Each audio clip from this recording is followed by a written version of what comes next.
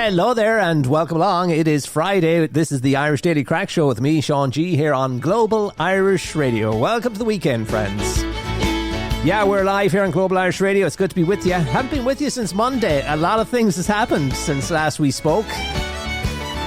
But welcome along to our live broadcast here on Global Irish Radio. We are the Irish Diaspora Station and it is Friday, December the 12th, 2025. Only 13 more sleeps now until the big fat jolly fella comes ringing his jingle jolly bells down your chimney. It's Gingerbread House Day today, so is that a tradition that still lives on? Not too sure. We hope you're well this Friday. It's good to be back with you. And Tuesday, we should have been with you Tuesday, but the storm had other plans. Storm Bram took out our power just as we were going on the air. Wednesday, we had a driving lesson. And yesterday there was something else going on. Busy time, as you know. But it's good to be with you on this Friday, the 12th of December. And speaking of Tuesday was a Christmas card day. Yeah, the Christmas card, a great tradition. Dates back to 1843, believe it or not. Way back to 1843, and it was created by an Englishman. His name was Sir Henry Cole. And it's a wonderful tradition that lives on, brings joy to people. And I think in a world where everything is digitized, online, cyber, virtual, AI generators, all of that modern day nonsense, is there anything more precious, more personal than the good old Christmas card? It's a lovely tradition, and we think you should keep it up. And I was listening, I've been overhearing eavesdropping telephone calls in recent days and hearing people wondering if they'll send out the Christmas cards this year or not, and the burden of sending them and this, that and whatever. And I would say to you, don't view it from the perspective of sending the card and the toil and trouble involved in doing so. View it from the perspective of receiving the card. Isn't it nice to get the card from someone that shows that they're thinking of you? Handwritten, personalised. Wonderful tradition. We must keep it. There's not much tradition left, is there? But anyway, there you go. That's the Christmas card. So we're recommending that you send out your Christmas cards. Continue that great tradition. And there's a campaign here in the west of Ireland, and indeed probably across the island of Ireland, maybe across the world. People encouraged to send Christmas cards to Enoch Burke, who will be spending another Christmas behind bars in Mountjoy Jail. So I've seen somewhere people calling for folks to send Christmas cards, let Enoch know that they're thinking about him this Christmas.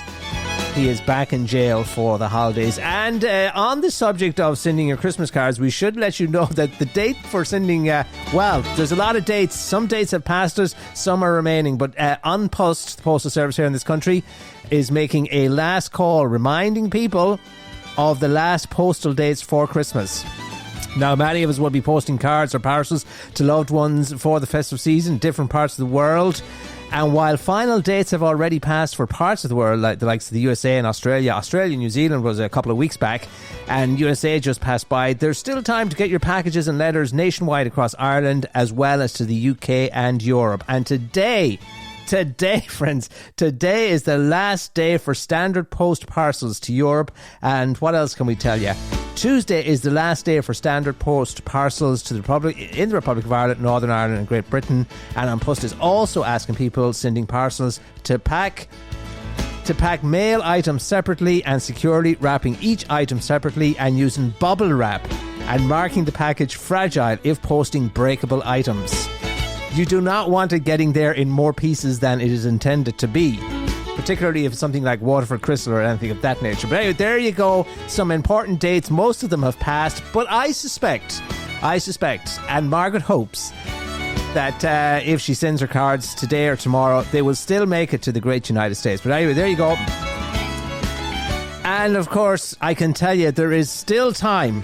There's still time to post your letters to the North Pole and to Santa. That deadline has not passed. In fact, we had a letter from Santa. I'll see if I can find it around here and share it with you before the end of the programme. Thanks to Julie Grench Healy for the past couple of hours here at Global Irish Radio. And contrary to what Julie said, Santa is alive and well and happy and not old at all. He never ages. He may look like it, but he's still young and fit. It's all those cookies and biscuits and brandy that he drinks late at night over the holiday season. But yeah, Still time to get your letters to Santa Claus. We'll tell you how to do that if we think about it before the end of the show. But we did have a note from Mr. Claus himself letting us know where to send the letters. You send them to the North Pole, basically. Well, I'll see if I can dig out that letter. Welcome along, friends. Great to be with you here on Global Irish Radio. We're full of festive cheer, and it is lovely to be with you. And as I said, Tuesday, our plans were stymied by the weather. Weather was the big story much of this week, but particularly Tuesday as Storm Bram made its way across the country. And the strange and funny thing, not sure if the gods were trying to send us a message here at the programme or not, but it was calm as a cucumber all morning, right up until about 2:30, and then, out of nowhere, the winds howling like wolves in the night. And shortly thereafter, by 3 o'clock, our power was gone. Wasn't gone for too long, mind you. It came back again, but it was coming and going throughout the afternoon. There were flight cancellations, there were school closures, there were difficult and, I suppose, dangerous travel conditions for a time, particularly, at the height of the winds. Although it wasn't one of the worst storms to hit our little country. But there was flooding, there was high winds, there were power outages and stuff like that. So that was Storm Bram. Another named storm done and dusted for the season. And now today it's actually quite nice. It's calm, it's dry, and we actually got a glimpse of the sun. But listening to the weatherman last night, it sounds like there's more wet and windy, unsettled weather on the way over the course of the weekend. Saturday looks like the isobars, when they're packed tightly together, you can tell there's going to be high winds. So that looks like being on our weather menu over the course of the weekend. But that's what happened to us on Tuesday. Storm Bram took us out. We're live, friends, here on Global Irish Radio, and lots of great programmes coming your way over the course of the weekend, which we shall tell you about as well. Check us out online at globalarishradio.com or gir.ie, and we've been working on our Instagram page. Turns out we didn't really have an Instagram page, but we're working on that now. So if you are on Instagram, lots of people are, give us a like on there. And of course, if you haven't given us a like on Facebook or some of the other platforms, track us down there and give us a like as well. We would appreciate it. My name is Sean G. I'm with you for the hour most days when we can be here on Global Irish Radio between 3 and 4 to bring up to speed on all the good things. Lots happening on the programme today, lots to talk about. Hard to know where to start. There was a good bit of good news that we wanted to share with you on the programme Tuesday, because particularly if you're a Gaelgoer or a speaker of the Irish language, because the All-Irish Dictionary was launched. Hard to believe there never was, not until now that is, an All-Irish version of the dictionary. So Tuesday saw the launch of the first ever monolingual Irish dictionary. Before that, it was bilingual, meaning if you wanted to look something up, you had to look it up in English, translated, and then put it back into Irish and stuff like that. It was cumbersome, and it wasn't straight to the point. But now they have the monolingual Irish dictionary. That was launched this week, and it was launched by the Irish speaker, the Gaeilgeoir-in-Chief. Uachtaráin na hÉireann, Irish President Catherine Connolly launched it on Tuesday. I believe it's only available in the online version at the moment, and eventually it will be available or they'll have an app. But lots of people, there seems to be lots of interest in it, and lots of people are using it.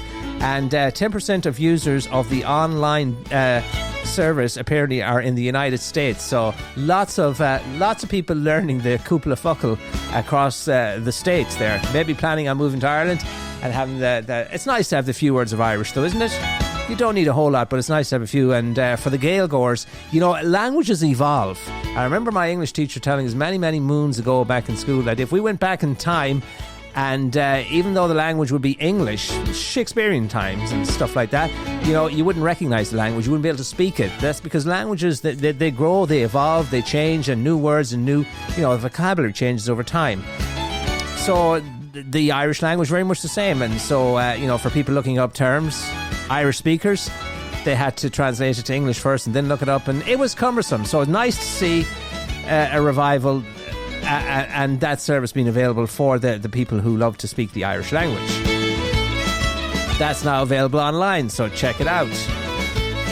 Monday we were telling you that, all week long now they've been drip feeding us the contestants that will appear in the next Dancing with the Stars. And we were telling you on Monday that Niamh Kavanagh, who was Eurovision winner back in 1993, was the first contestant announced. Then we were told that Traders Ireland, the breakout star Paddy Maloney there, remember him? He was the prison officer. A lot of people took a shine to him, and he's been invited to partake in the 2026 Dancing with the Stars. Other people have been announced since then. Rose of Tralee, the winner of the Rose of Tralee this year, Caitlin Cummins. She'll be a contestant. And she's the one that's the apprentice electrician. So we'll see if she can dance. And Fair City's Stephanie Kelly has been announced. Comedian Michael Fry. He's an actor. He's a content creator. Isn't everybody a content creator? And today announced another name dropped today. Eric Roberts, who is one of the presenters on Ireland AM, which is breakfast television here in this country. He's also a TikTok creator as well. So there you go. A bunch of names have been released all weekend long. And tonight on the Late Late Show with Paddy Keelty, 3 more big names will be released as contestants for the upcoming Dancing with the Stars. So apparently it's a big deal and lots of people follow it. And by now, well, most of the contestants, I suppose, by tonight will have been announced. But a lot of people keeping a close eye on that one. And Eurovision has been very, very topical, hasn't it? And Niamh Kavanagh represented. We have a great history of Eurovision, but we won't be in it this year, as I was telling you on Monday, because RTE have boycotted it because of Israel's inclusion in the contest. So it won't be broadcast on Irish telly, and we won't be sending along an entry this year. Thank God, says you. But anyway, there you go. It's all in the all with the intent of sending a strong message to Israel that all that stuff that's been happening out there in the Middle East and the human rights abuses and the treatment of the Palestinians and stuff like that is not going unnoticed in this part of the world. And I seen online there today as it was coming on air, the guy who won last year, was he from Switzerland? He's handing back his prize in protest to Israel being allowed to partake in the concert. Some say there's a double standard there because, they say the contest isn't political. Yeah, right. Look at the voting. It's totally political. But in terms of the Russian-Ukrainian war, when the Russians invaded Ukraine way back then, Russia was kicked out of it. But given, the situation in the Middle East, it seems Israel have more sway. There's also talk that they were trying to manipulate the voting and that kind of stuff. So there's a lot of ill will towards the Israelis in terms of their participation in the Eurovision contest, which is a huge deal in terms of television audiences and PR and stuff like that. The amount of people that watch, it's one of the biggest television events in Europe. So many countries watch. Billions. Is it billions? A lot of people watch the Eurovision. So a lot of countries, not just Ireland. There's a handful, well, at least I think maybe 5 others, 3 or 4 anyway, are also boycotting the contest this year. But I thought it was interesting that the winner last year was coming out and handing back the prize. Google has released the list of most searched Googled words and searches here in this country. And it's always an interesting insight into the Irish psyche or the mindset. Tells us what we are talking about, what we are thinking about, what we are searching online for, all of that nice stuff. So maybe we'll take a look further, a little deeper into what we've been looking for online this past year. We are coming to the end of the year, so you get lots of these kind of stories looking back at the year that was. And there's another interesting story about our charity giving habits, and you might be surprised. I don't think you'd be surprised though, where we rank in the world in terms of our generosity. The GoFundMe website has come out and they've listed the countries that are the most giving, the most generous. So maybe we'll touch on that as well, and some of the most searched items on Google. And everybody, even Margaret's on Google now. His first response is on anything, Google it. So, and there you go, Google it. Imagine going back to Shakespearean time and looking to Google something. You wouldn't have a clue what that was. So, yeah, that's why languages, they evolve, new words. Google will be one of them. And it'll be interesting as well to see what new words have been added to the dictionary for this year. These are all things that happen round about this time of the year, I think. So there you go. That's the Google, the searches. We'll delve a little deeper into that a little bit later on if we have time here in the program. There's so much going on this Friday, so much to talk about, so much to catch up on. Mentioned that I had a letter from Santa, and indeed I did, because here it is right in front of me. Season's greetings to all from the North Pole, says Santa Claus. Letters are pouring in from all around the world, he says, and I would like to remind all the boys and girls in Ireland to write and post their letters to me as soon as possible. And this is what the little boys and girls should do. They should write their own letter. They should put it on an envelope. They should address it to Santa Claus, the North Pole. Write their own name and their full postal address in clear handwriting on the top left-hand corner of the front of the envelope. Stick a national in-rate stamp on the top right-hand corner. And I think an in-rate stamp now costs about $1.65 if I'm not mistaken. Maybe I'm wrong. But stamps have got quite expensive in recent times. But anyway, worth it to get all your gifts from Santa. I think you'll agree. So anyway, he tells us, stick the national, the in-rate stamp on the top right-hand corner and post it in one of those green unpost post boxes. That's very important, says Santa. Not FedEx or any of those courier services now. No. Unpost want you to mail it through their service. Now, and the good news is that Santa tells us that my friends at Unpost are helping me to reply to as many children's letters as possible again this year. Wishing everyone a very happy and magical Christmas, says himself, Santa Claus. And P.S. Rudolph and his pals Dasher, Dancer, Prancer, Vixen, Comet, Cupid, Donner and Blitzen are looking forward to some nice treats along the way. And leave a little bit of brandy out for me. So there you go, a letter from Santa. So it turns out he is alive and well, and there's still time to get your letter in if you've been a good boy. I think he likes naughty girls, so you don't need to worry, girls. Anyway, there you go. That's the letter from Santa. Friends, we're live here on Global Irish Radio, where we have been very good boys and girls all year long. We're hoping to find something nice on Christmas morning. And we were up in Smith's the toy store in Claremorris today, helping Santa, doing a little bit of reconnaissance and stuff like that. And lots of people out getting the gifts, shall we say. I was surprised though that there was no Christmas music playing in the store. I thought that would have added to the ambience of the place. But anyway, there you go. Nobody fighting or running or killing each other to get the most coveted toy of the season. I wonder what is the most coveted toy of the season. But anyway, it was nice to see lots of people out, and on what day is it? A Friday morning, and the country is awash with money, I can tell you, judging by the level of activity and the amount of gifts being acquired this year to help Santa in his mission and quest to satisfy and bring smiles to all the little boys and girls all around this lovely country of ours. So Santa alive and well, and be sure to send your letters to Santa at the North Pole. And I couldn't help but notice when I was in Smith's toy shop, one whole aisle dedicated to Lego. Lego's a wonderful toy, I think. But anyway, I can tell you that there's exciting news for Lego fans here in this country and around the world indeed. It's the life-size World Cup football trophy made of 2,840 Lego bricks. So this is the latest, I suppose, item or toy or feature to be released by Lego. Lego have teamed up with FIFA to announce the product that will launch the classic Danish toy brand's first World Cup range next year. And of course, there'll be lots more to come as well, I imagine. But anyway, the Lego version of the trophy, first presented at the 1974 World Cup, will be the exact same height, 36.8 centimetres, 14 inches if you're in the old system. And the Lego Big Trophy will be a plastic instead of the 18 karat gold and green. And anyway, it's a lot lighter, let's put it that way. The actual trophy is 6.175 kilograms, 13.6 pounds, so it's heavy. But anyway, this the Lego version of the trophy goes on sale for about $200 or €171. It'll be available in March, so not in time for Christmas, but certainly in time for the World Cup and stuff like that. And it's an exact replica, a little bit lighter, and so that's a new addition to the Lego lineup. But in the meantime, you won't be stuck for choice because they have buckets and buckets and rakes of stuff there to choose from. All kinds of things, and Lego always ahead of the curve in that regard.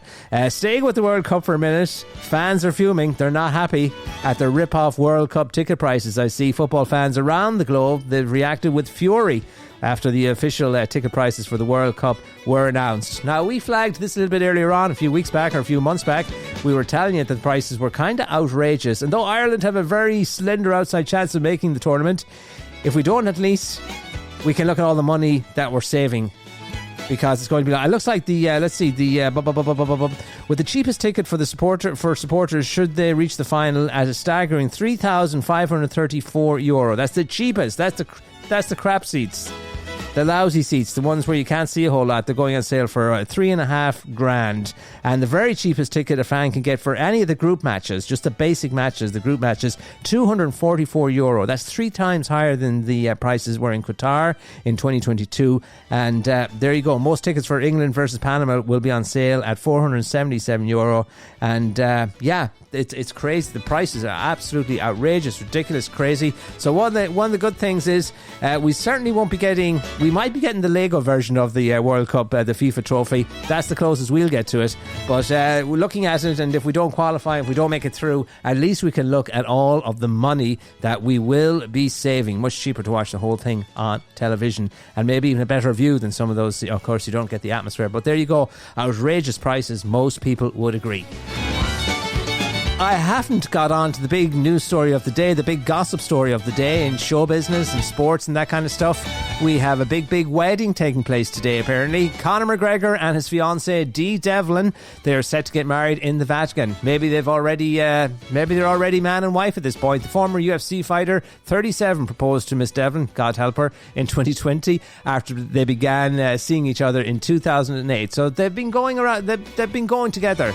They've been doing a steady line for quite some time, and it's about time that he proposed the question, and apparently he did, and he followed through. And there was people spotted rings on their fingers there recently as well. But anyway, it's been reported that the couple will finally tie the knot in the Vatican today, and we wish them all of the best, of course. As I always tell Margaret here, don't judge. And I'm sure they'll be very, very happy together, and we wish them nothing but the best. But that's Conor McGregor, Dee Devlin. She's making an honest man out of him. He's making an honest woman out of her. But there you go. We wish them well, tying the knot out there in the Vatican today. Now, and I was telling you about the parcels or the letters to America, and the fact that, well, officially the dates have passed. I suspect, though, that, with it being the 12th, there's still plenty of time. They'll still get there in time. That's my take on it. I've often mailed things much later, and they've made it in time. But there are changes that you should know about in terms of sending packages to the United States this year. We know all about the tariffs as well, so you got to watch out for that. And the people that receive the gifts, I think, are responsible for picking up the tab for that one. But ask anyone living abroad in foreign climes what they miss most about home, and inevitably they're going to tell you. They're going to mention the Tato crisps, the chocolate, the Cadbury's, the biscuits, and the old tea bags, the Lions tea, the Barry's tea, and that kind of stuff. But for the unfortunate thousands of Irish living in the good old United States of America, these items are now on the prohibited list when posting from Ireland to America. According to one post, tea bags, crisps and chocolate will no longer be accepted in the United States. And if you do manage to send them, take it that they will be intercepted, and they may be returned to you if you're lucky about it. But anyway, there you go. And it's worth noting that the new rules for sending gifts to the United States, according to one post, a directive from the US government, means that since the 29th of August, all goods entering the United States have been subject to taxes. So there you go, putting a bit of a spanner in the works this Christmas, paying for your Christmas gift when it arrives in the form of those tariffs and some of those treats that you might be used to. And if you live in a big city like New York or Chicago or places where there's lots of Irish, there are Irish stores. But in other parts of the States, they're not quite so fortunate. And the mammy and the daddy, I think, still send over items like the crisps and the chocolate and the tea bags and stuff like that. But no more can you do it. And in the olden days, of course, it was very normal, let's put it, to bring over rashers and sausages, that kind of stuff, on the plane when you're going over. I remember being stopped. At the time, I was quite surprised, but in hindsight now, it's perfectly clear why. A big black fella came up to me and said, "Did I have any Irish sausages in my carry-on case or whatever it was, my suitcase?" Of course I did, but I didn't tell him that. But there you go. They were always on the watch out for those things, and apparently lots of people were notorious for doing that. Since we've been talking about Christmas, let us tell you that in terms of the weather, if you've been dreaming of a white Christmas, I'm going to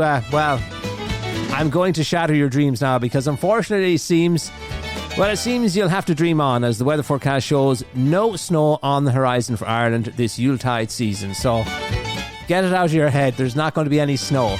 Speaking to Dublin Live, Met Éireann meteorologist Holly O'Neill said there's going to be no white Christmas, for now at least anyway, so there you go. And while the weather forecast, it might be challenging in other ways, there could be plenty of wind and rain, bear in mind that you do not need to shovel the rain. So that's looking at it from the glass half full situation. So there you go, no white Christmas. But I'm sure we'll be able to make up for it in many other different ways. And still staying on the subject of Christmas, because, well, it's very, very close. 13 more sleeps, and people are being told, pet owners and stuff, because a lot of people give puppies at Christmas. And as my neighbour said to me, if you're going to give a puppy as a present, make sure it has a future. And I see a lot of the dog charity and stuff like that, they're already trying to line up foster homes in anticipation of a lot of the puppies being dumped by about Christmas Eve, because you shouldn't be giving pets to kids who get tired, who are expecting a toy and tire of it very, very quickly. There's a lot of work, a lot of commitment to having a puppy and stuff like that, and they never really grow up in the sense that they'll never be able to go to the bathroom by themselves. You have to let them out and stuff. But anyway, there you go. There is a warning and a reminder going out to people as well. Many families do not realise that a lot of the seemingly harmless indulgences can pose a serious risk to dogs, and love them or hate them, mince pies are one of them. So watch out for about the mince pie. There's lots of things, chocolate and all that, sweet treats and stuff that we might take for granted, and you could easily leave them lying around, and Spot the dog could jump up on the table and devour them, and the next thing you know, you got a big problem on your hands. So pet owners are being warned. First of all, bear in mind that a doggy is for life if you're planning on giving somebody a puppy this Christmas, and also bear in mind, dog owners, not to be careless. Be very be aware of what you're leaving lying around, particularly mince pies and the chocolate and those kind of things that are harmful to our canine friends.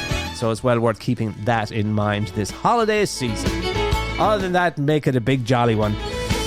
Now, here's a nice little Christmas item. If you had 6 friends, I don't know if I could find 6 friends these days, but, a Christmas jumper big enough to fit you and your friends has been created. I think it's a lovely, lovely idea. And in America, I don't know about over here now because I haven't been in a pub over here for quite some time. But I remember running a pub that there was a lot of, the Christmas sweater pub crawls and the ugly sweater pub crawls and stuff like that. So this is a good one. It's a festive garment, a sweater basically, that can hold 6 people at once, and it's perfect for reuniting with friends and family, or think going out to a pub crawl with the ugly sweater competition. It'll keep everybody warm, it'll keep everybody cozy and close together.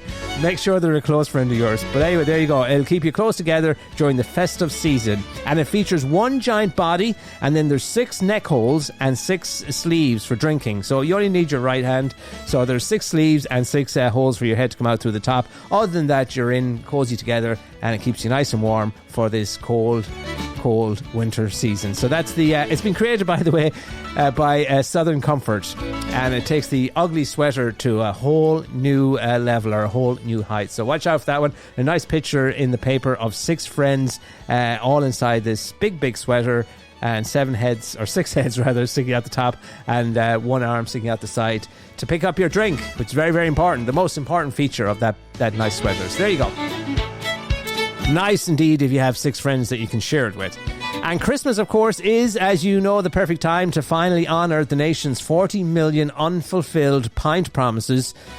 Guinness reckon, after a bit of research, that's how many unfulfilled pint promises there are. So lots of people go and say, I'll meet you for a pint or buy you a pint, but they don't always follow through. 44%...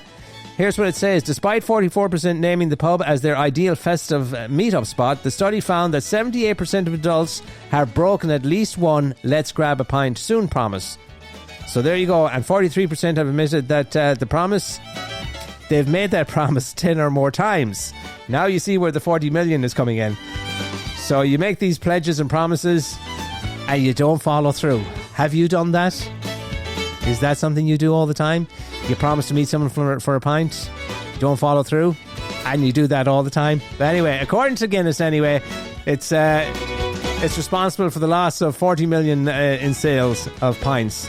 And a surprising one in 4 Irish people haven't seen a close friend in a year or over a year, even though 61% say they'd prefer to catch up for a drink over the Christmas. So there you go. If you make these promises, if you say you're going to do something, you'd better follow through. And as I say, Guinness counting the toll, or counting the costs of those unfulfilled pint pledges. That's a lot of pints, 40 million, but you know, with the rate that people say it, it's not surprising, is it? We hope that flu does not spoil your Christmas season, friends.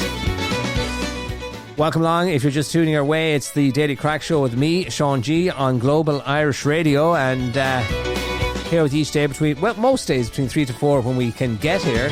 and we bring you up to speed on all that's happening. And now a little bit of bad news, a little bit of not good news, shall we put it that way. We told you on Monday that the flu season had arrived 3 weeks early. Well, fears are growing that a so-called super flu bug could potentially destroy Christmas for thousands of families. Yep. That's the bad news this Friday. The Health Service Executive have recorded a 58% increase in flu hospitalisations from 415 cases in the week beginning November the 23rd to 657 in the week beginning November the 30th. So you can see the trend is upwards. And there have been 13 confirmed flu deaths so far this season. 8 of the deceased were 65 or older, and the remaining 5 were under the age of 65. And they got this new... I think they're calling it the subclade K. That's the layman's term for it. But the flu strain in the centre of the surge is known as H3N2 subclade K. We'll just call it the K version. Keep it simple. But some have referred to it. Oh, this is even better. Some have referred to it as the super flu. So watch out for the super flu. Apparently, it only shows up every few years, and the HSE confirmed in its most recent report that there has been an increase in the number of cases of that strain. So watch out for the super flu this flu season. There are concerns that the rapid spread could ruin Christmas for families across Ireland, and the majority of cases recorded are amongst young children aged 4 and under. So there you go. Lots of kids, we know lots of folks that have it. It's not a nice dose, and it lingers quite some time. And of course, it's prevalent as well in adults over the age of 65. And as families and communities come together over the festive period, there are concerns that the number of cases could surge significantly. You remember in COVID times when we decided we couldn't cancel Christmas and we let loose, and then come January, half the country had COVID, and a very severe lockdown ensued. But there you go. Similar now with the flu. Probably not as contagious, not as dangerous, but well worth checking out for. Dr. Peadar Gilligan, consultant in emergency medicine in Bowman Hospital in Dublin, said yesterday the flu has come early and is accelerating in terms of the number of cases presenting to general practices. So there you go. And apparently, because it doesn't come around that often, and the fact that it hasn't been here for several years, the lack of spread over the last few years means there is less build-up of immunity with communities nationwide. So we're a little bit more vulnerable, a little bit more prone to that, to the super flu bug, which is ravaging the country as we speak. So watch out for it. You do not want your Christmas destroyed by a flu bug. And if you do come down with it, may we recommend some poitín. Yes, friends, poitín. Not the kind of stuff that you're probably used to. There's legalised poitín nowadays, and Irish hip-hop trio Kneecap have teamed up with the Galway distillery to create their one-off brand of poitín. Kneecap. Yeah, I think the name of the distillery is Micil. Is it Micil? M-I-C-I-L? How do you pronounce that? But anyway, they're releasing Naggins of Poitín, special edition. It's got 44% ABV, which is weak in comparison, I suppose, to the original poitín that you and I would be a bit more familiar with. But anyway, the blenders... They've used an age-old Connemara tradition of blending the poitín, not as strong as the hardcore stuff that's illegal in this country. And they say there's a secret ingredient, kneecap, devilment, thrown into the barrel. Not sure what devilment is in terms of an ingredient for poitín, but there's plenty of it thrown into the barrel. So keep that in mind. The new release takes, their award-winning Connemara poitín. They rest it in empty oak casks, and they season it, as we say, with a little bit of devilment from Kneecap, and they come out with this wonderful product. It's priced at $32 for a small little naggin of the stuff. So there you go. There are very special edition big bottles, 500 millilitres, that'll cost you, wait for it, €1,916 per bottle, but all the profits are going to charity. That is good news. Every bottle will be signed by the members of Kneecap. And in terms of presentation, because presentation is everything, isn't it, when it comes to Christmas gifts and the like. So the presentation for this 500 millilitre bottle of poitín, it's signed by the members of Kneecap, and it's resting on a piece of turf, a sod of turf. How about that? In a lovely wee old wooden box made by a local Galway artist, Fikra Davran. And all the profits, as we said, made from the sale of these big bottles at 500 millilitres. That's a lot of poitín, if you know what I mean. All the profits going to charities here in this country. So, and helping the folks out there in Palestine as well. So that's a cause that's dear to the hearts of the kneecap folk. It's got them into a lot of trouble over the year at concerts and stuff like that, highlighting the plight of the Palestinians. But they've come together. The small little bottles, the Naggins, which are priced at $32, they come so you don't have to, wrapped in a nice brown paper bag kind of thing. You know, you see the old homeless lads or the drunks drinking it from the brown paper bag. Well, the nice thing is they give you a brown paper bag with it, so you don't need to go looking for one. And it's also got, if you're familiar with the Maker's Mark whiskey in America, how they have that wax sealed lid. They have it in the colour green on this new Poitín in association with the Missile. Is it Missile? MICIL distillery in Connemara, Galway, and Kneecap. It's a very special edition of Poitín, legal Poitín. You won't get into any trouble with this version of the Poitín, so watch out for that. And you can get one of the big ones if you want. You can keep the Sadaturf. Live here on Global Irish Radio, friends, it's the Daily Crack with me, Sean G. Nice headline in today's Irish Daily Star on the inside pages. A play on a Christmas song, I suppose. Jack Cost nipping at your notes. And the notes being your euro notes, I suspect. Shoppers face a Christmas cost of living crunch as new figures show inflation biting on everything from food and energy to the price of the pint. Maybe that's why people aren't fulfilling those pint pledges, those pint promises, because of the price of drink and stuff like that. But anyway, there's a nice piece in the paper today, as you say, Jack Cost nipping at your notes. And it's all about the affordability crisis, which apparently is a hoax in the great United States of America.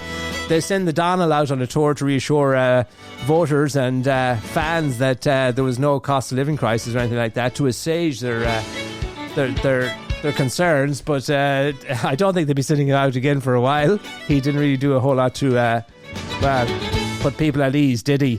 And it's rather interesting because he does talk about how he's passed the big beautiful bill with all these tax cuts. Of course, all those tax cuts, people would say, are for the super rich. But you know what? Nobody fails, or few point out the fact that he's probably presided over one of the biggest tax increases in the country in a long, long time. I'm talking about the tariffs, sweeping taxes on imports. They've cost apparently the average taxpayer or the American household at least $1,200 so far. And so you wonder, how's that? Well, you know, the tariffs are a tax paid by people in the United States. So, you know, even though, and he doesn't like his name being attached to it. Did you notice that? He gets a little bit angry when you call them the Trump tariffs because he knows it's a tax. But anyway, come the second quarter next year, I think, and we're hearing stories. I was listening to some podcasts this week and people foregoing or, skipping their dental appointments, cutting back on their medicines and cutting back on food. Because of the cost of living crisis or the affordability crisis in the United States, which the Donald says is a hoax. Yes, it's a hoax. I don't know, check your wallet. I don't think it's a hoax. Check your grocery bill. I don't think it's a hoax.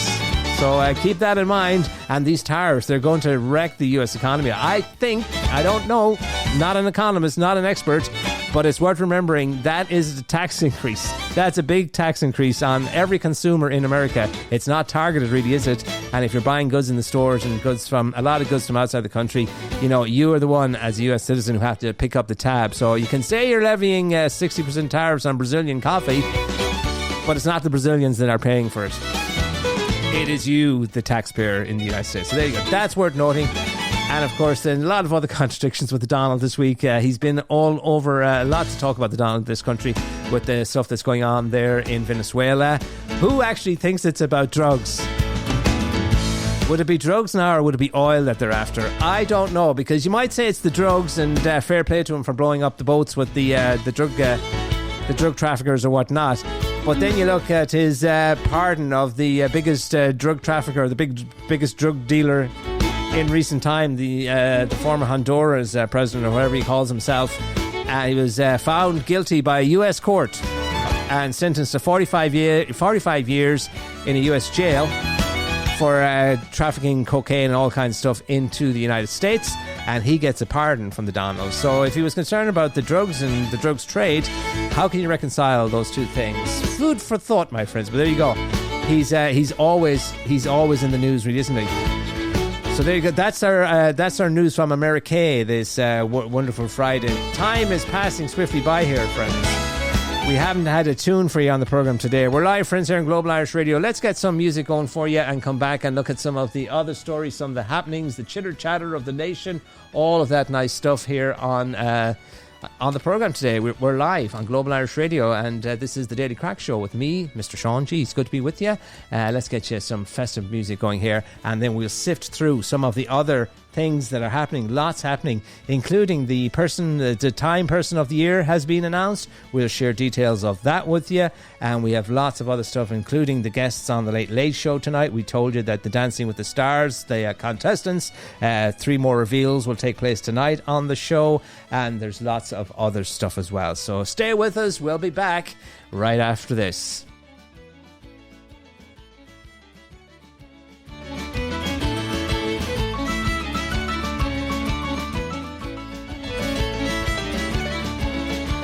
Yeah, we've been talking so long that even the computer doesn't want to play. Here you go. It's brand new this Friday. I'll be home with bells. I'll be home with bells on. Trim the tree and wrap the presents. Turn the Christmas music on. This Christmas I'll be home with bells on. I've traveled around this country, crossed the waters deep and wide. Made lots of friends and memories, brought joy to others' lives. It's Christmas time again, another year has come and gone. And I can't keep from wondering how the old folks are at home. I'll be home with bells on. I'll be home with bells on. Trim the tree and wrap the presents. Turn the Christmas music on. This Christmas I'll be home with bells on.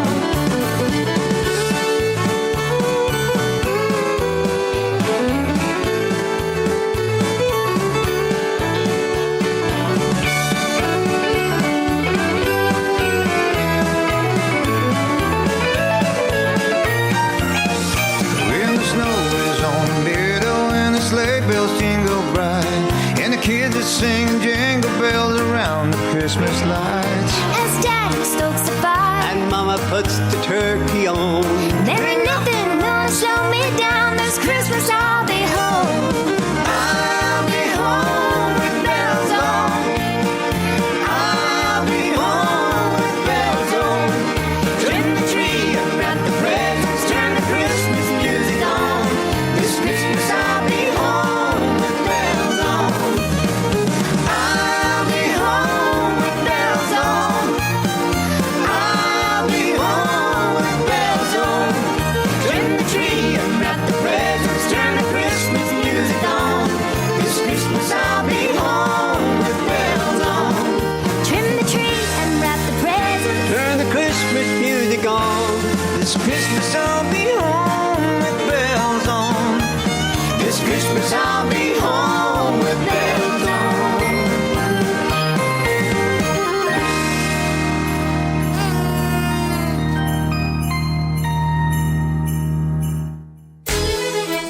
Global Irish Radio would like to wish all our listeners around the globe a very happy Christmas and prosperous New Year. Come back to Ireland with globalir.radio.com. Merry Christmas! Hello, all you Global Irish Radio listeners out there, wherever you may be. It's myself, Finbar, here in beautiful northern Colorado, inviting you along to the Reigal Teigal Celtic Folk Show, streaming here live every Monday and Friday evening at 10 p.m. Irish time, where you're guaranteed to hear some rare old recordings from the old country and beyond. And it's all here on globalirishradio.com, the home of the Reigal Teigal.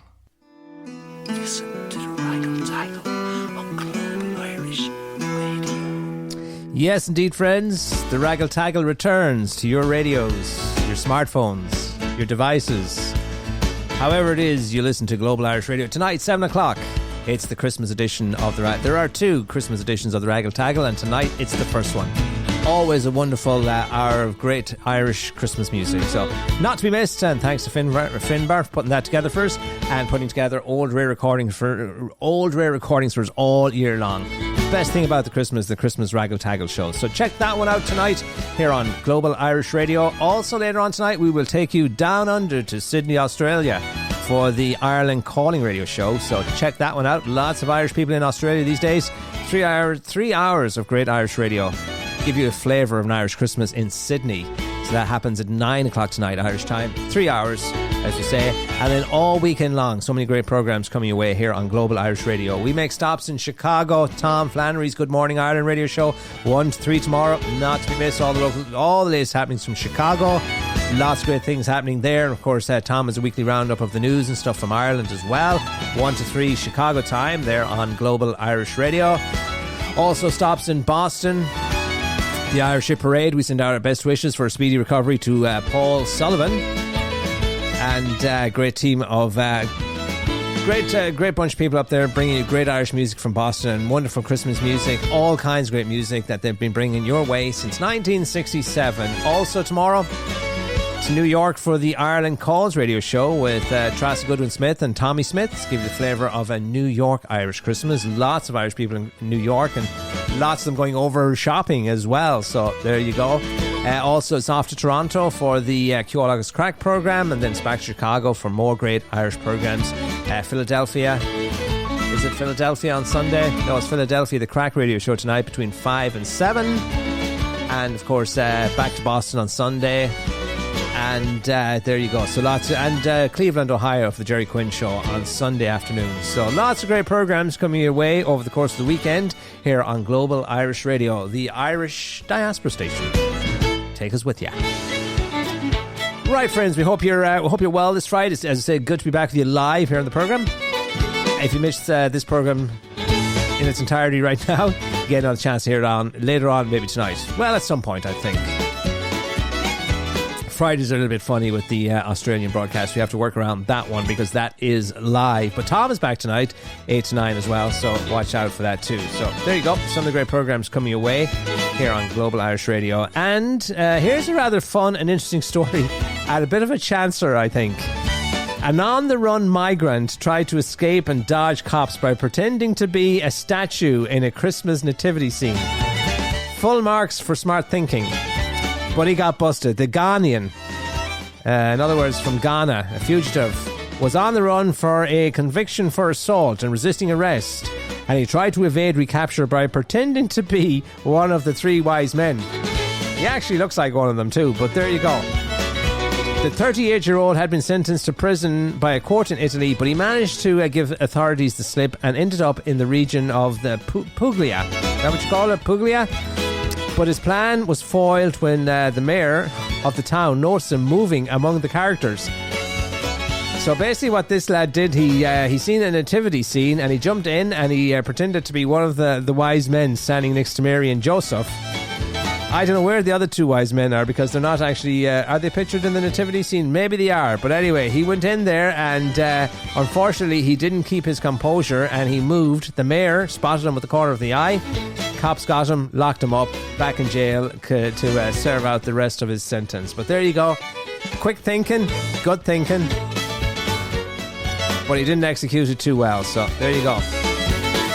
'Tis the season.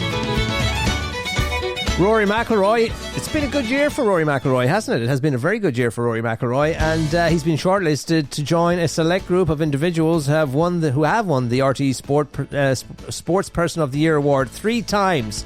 And of course the Grand Slam winner is one of 12 nominees announced yesterday for this prestigious honour. So he's in good company there, lots of big names that you recognise. But also it's rather interesting because he's also in contention. He's a favourite, in fact, to win the BBC Sports Personality of the Year. So if he could do that, win one or both of those, wouldn't it round out a lovely year? Be the icing on the cake for Rory, getting nominated as the RTE and BBC Personality of the Year. But he had a great year, certainly did.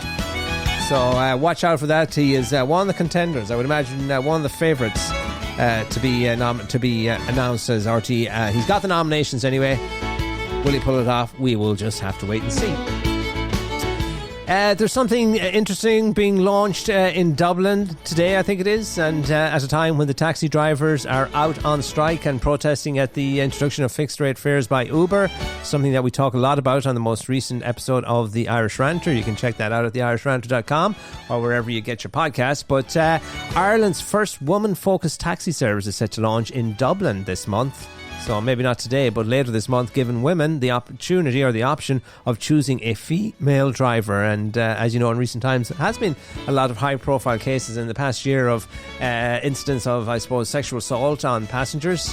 Passengers being taken advantage of by male drivers. A few high-profile cases at least, which gave the, I suppose, the industry a bad rap and stuff. But Ladycab says it will offer safer journeys for women who can use its app to request a female driver. So there you go. From later this month, females can request female drivers using the Ladycab app in Dublin. So some ladies and some people will think that's a good thing, and they feel safer in the and women drivers, they might be slower, but they're safer. Now, how's about that? So there you go. That's a new taxi initiative being launched in Dublin by Ladycab, which is an app that you can request your taxi on. And interesting, I seen a nice piece in today's Irish Daily Star, and I couldn't agree more with her. Laura Colgan is her name, and she writes, she's out in New York, and she's the New York columnist, I suppose, and she does a little piece in the Star. And she talks about a recent visit to Ireland, and as you know, and maybe you don't know, but there has been a go-slow and kind of protest by the taxi industry, particularly in Dublin and different parts of the country too, protesting at the potential, I suppose, liberalisation of the market with regards to Uber and their introduction of fixed-rate fares. The taxis don't want the good thing that they have been encroached upon. But anyway, she writes that on a recent trip to Dublin, there was no Céad Míle Fáilte at Dublin Airport. Instead, the sight of an empty taxi rank with hundreds of passengers waiting for a cab in the wet and wintry weather was the homecoming she got. No train line. Yeah, there's no train lines from Dublin. We're one of the few airports in Europe, I would imagine, that has no train line or rail link between the airport and the downtown area, although they are working on that. Or, well, they're not working on it, they're talking about it. We talk a lot, we talk the talk, but do we do the thing? Well, let's continue with Laura's little piece here. No train line, she says, limited bus services, Metrolink is still a pipe dream, and expensive car parks that are actually nowhere near the arrivals terminal. The last few kilometres feel the longest after a long haul flight. Isn't that the truth? Anybody coming home from the States or any part of the world will always tell you that the worst part of the journey is the last leg of the journey when you arrive in Dublin Airport and you have to get to your onwards destination. It can be the most testing. But anyway, as she says, the last few kilometres can be the longest after a long haul flight, and it was no different during her trip home earlier this month.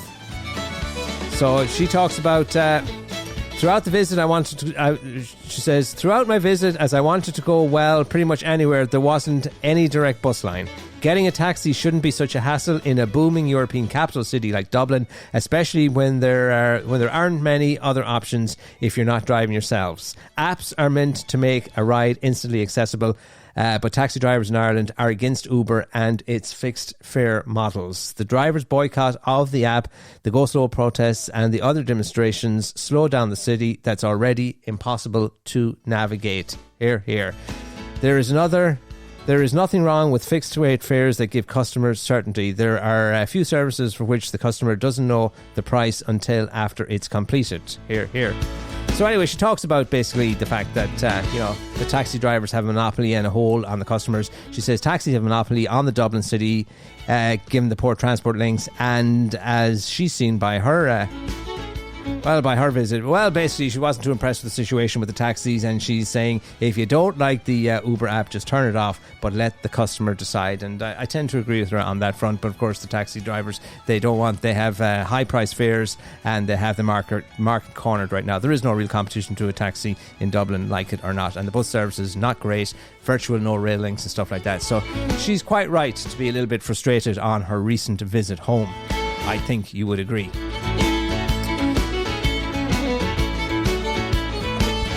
Last night, myself and Margaret were watching the television for the book of the year, and we have a winner. The Irish novelist and screenwriter Joseph O'Connor's The Ghosts of Rome has been named as the Unpussed Irish Book of the Year. The book, described by the judges as a thrilling piece of historical fiction, was announced as this year's winner during a television special last night on RTE1, which was hosted by our pal Oliver Callan. And lots of worthy winners, or worthy nominees I should say, but Joseph O'Connor won out at the end of the day. And I don't know a whole lot about him, but Fergus tells me he's a nice guy and he does good interviews and he's entertaining. And where have you heard the name before? Well, he's Sinead O'Connor's brother. So there you go. So congratulations to Joseph O'Connor, Unpussed Novelist of the Year or Book of the Year, winning that last night. And as you say, the book was called, if you want to get it, The Ghosts of Rome. And what else have we got for you? The Late Late Show. Oh, we wanted to tell you how I was on the last week. Of course, it was the Late Late Toy Show, most watched television event in Ireland. Lots of people and youngsters, the young ones, stayed up late at night to watch all the latest toys of the season as Paddy Keelty showcased some of the most popular toys, and great entertainment and lots of money, over 4.5 million raised for charities.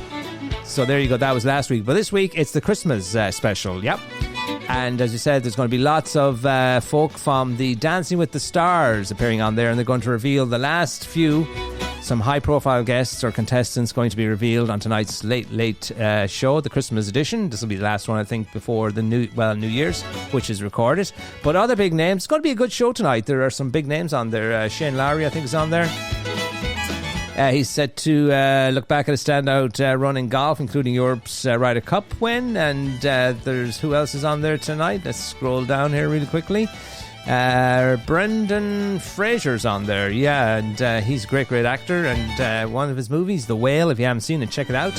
He'll be discussing his latest film, Rental Family, as well as his Oscar-winning turn in The Whale. So he actually got an Oscar for that, so there you go.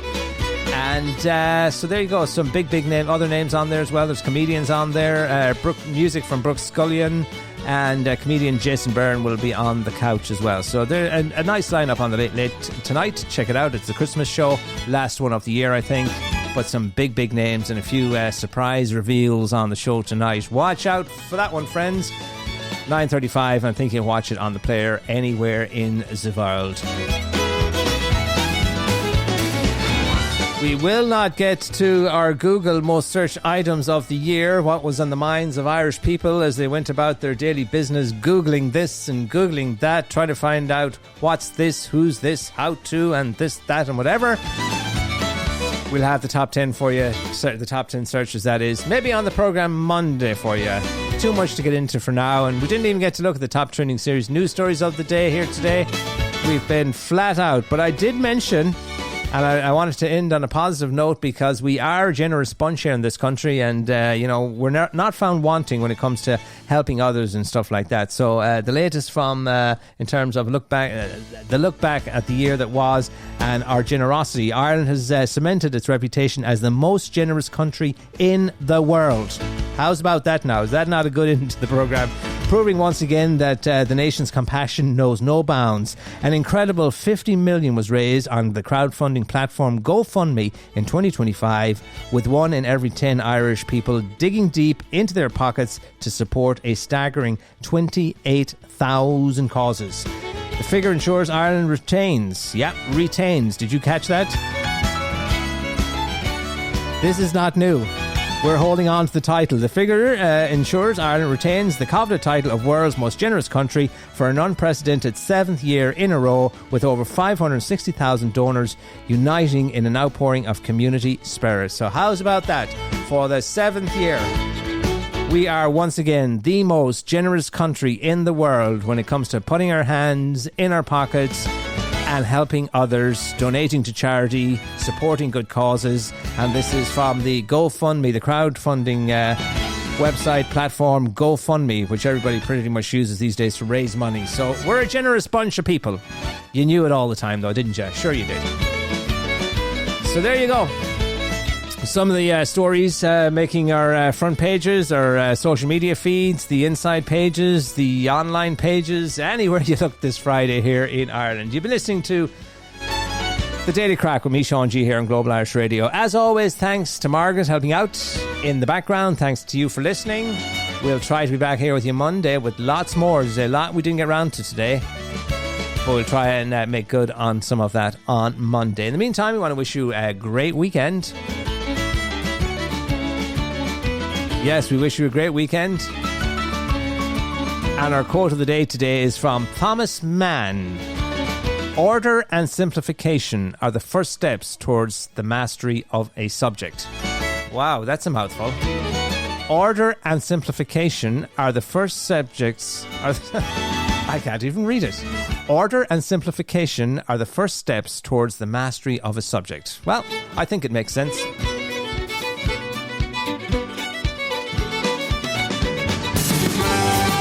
Moria Horde, did I ever tell you? Oopsie daisies. There you go. We're going to finish up for today, friends. Thank you so much for your company since 3 this afternoon. It's the Daily Crack Show with me, Sean G. Talk to you back here on Monday. Another new release. This one's from Seamus Moore and Donald Byrne and Maggie's Drawers. We'll talk to you on Monday. Have a great weekend. Moria Horde, did I ever tell you about Maggie's dirty drawers? No, Donald, but I'm all ears. They were stink red rotten. Well, on the day that Maggie died, she called me by her side. She willed to me her old dirty drawers. With old Lansomers. Well, they were tattered, they were torn. Round the gearbox they were worn. Well, them old dirty drawers that Maggie wore. That Maggie wore. That Maggie wore. That Maggie wore. That Maggie wore. Well, them old dirty drawers that Maggie wore. Well, they were tattered, they were torn. Round the gearbox they were worn. Well, them old dirty drawers that Maggie wore. She hung them on the line and the sun refused to shine. Near them old dirty drawers that Maggie wore. Sure, they were tattered, they were torn. Round the gearbox they were worn. Them dirty rotten drawers that Maggie wore. That Maggie wore. That Maggie wore. That Maggie wore. That Maggie wore. Them old dirty drawers that Maggie wore. Well, they were tattered, they were torn. Round the gearbox they were worn. Them dirty rotten drawers that Maggie wore. Don't have to say in your country she was a gold strap. A gold strap. Well, she buried them in the ground and the weeds for miles around. Refused to grow near Maggie's dirty drawers. Round up, how do? Well, they were tattered, they were torn. Round the gearbox they were worn. Well, them old dirty drawers that Maggie wore. Yes, the latest release from Seamus Moore and Donald Byrne, the reworking of Maggie's Drawers. Well, Margaret won't be liking that one. We'll fade it down for a moment because I did promise you. A promise is a promise. I did tell you I'd reveal the Time Person of the Year. And it's exciting. Donald Trump, New York Mayor, and the Pope, they all had been expected to be popular choices, but they were snubbed. It was none of them, in other words. Who was it, you might be asking? Well, AI. Yeah, and you think about it, it makes perfect sense. The magazine has named its Person of the Year as the architects of artificial intelligence. And remember, the Time Person of the Year, one of the criteria is the person, I suppose, or thing that impacts the headlines more than anybody else. It doesn't necessarily mean that they did the most good or the most bad or the most anything. They impacted the news more than anything else, and certainly artificial intelligence is on everybody's lips. And they've recreated an old iconic picture, and I'm sure you'd be very familiar with it. That old iconic picture of workers atop a steel beam in New York. I think it was Lunch Atop a Skyscraper was the title of the picture from 1932. Black and white picture, a bunch of boys sitting on a steel beam eating their lunch. The photo was staged, but it's an iconic photo. In fact, the Saw Doctors use a variation of the photo on their Best Of album some years back as well. But a picture of the steel beam, and on top the steel beam is the architects of AI, the likes of the tech bros, in other words, the likes of Elon Musk and Mark Zuckerberg and all of those boys. Sam Alton, all the Googles and the Facebooks and the AI people of the world. They're all featured there on the. They're all featured on the front cover of the Time magazine, and AI being touted as the Person of the Year or the architects of AI. So there you go. Thought we'd share that with you before we finish up for a Friday. That's our lot for today. We will leave you with the music of Sean Kane and the beautiful Star of Bethlehem. Till we meet again, have a great weekend.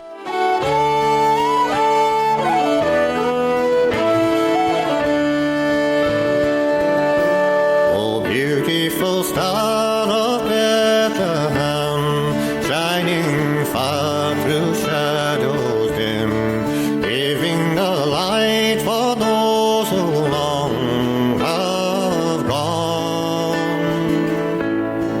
guiding the wise men on their way unto the place where Jesus lay. Oh, beautiful Star of Bethlehem, shine on. Oh, beautiful star, the hope of life, guiding the pilgrims through the night, over the mountains till the break of dawn,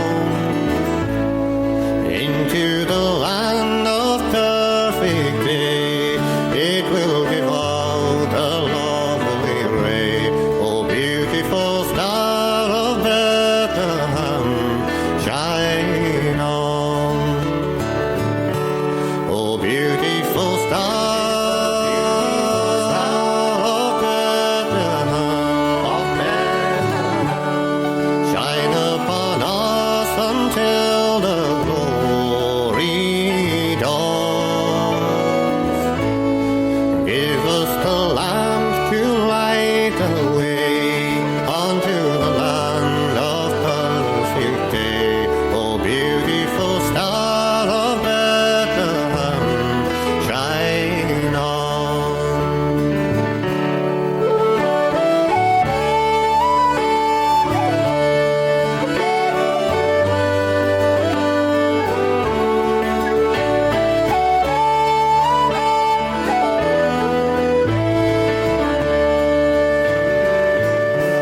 Oh, beautiful star, the hope of grace, for the redeemed, the good and the blessed, yonder in glory when the crown is won.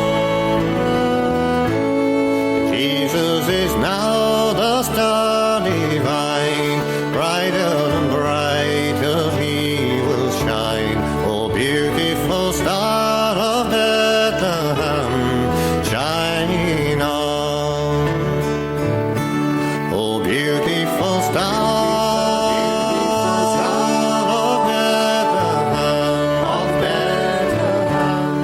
shine upon us until the glory dawns.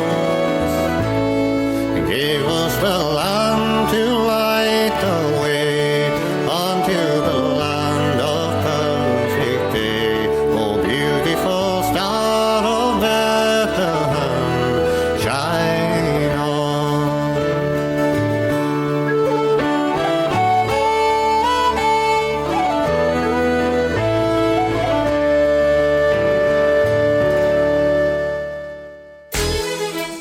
Global Irish Radio would like to wish all our listeners around the globe a very happy Christmas and prosperous New Year. Come back to Ireland with globalir.com. Merry Christmas!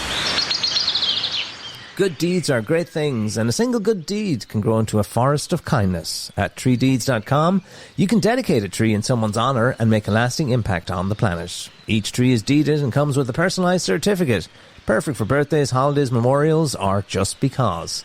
Celebrate life, give back to nature, and leave a legacy that grows. Visit treedeeds.com today. That's treedeeds.com. Rooted in Ireland, gifted worldwide.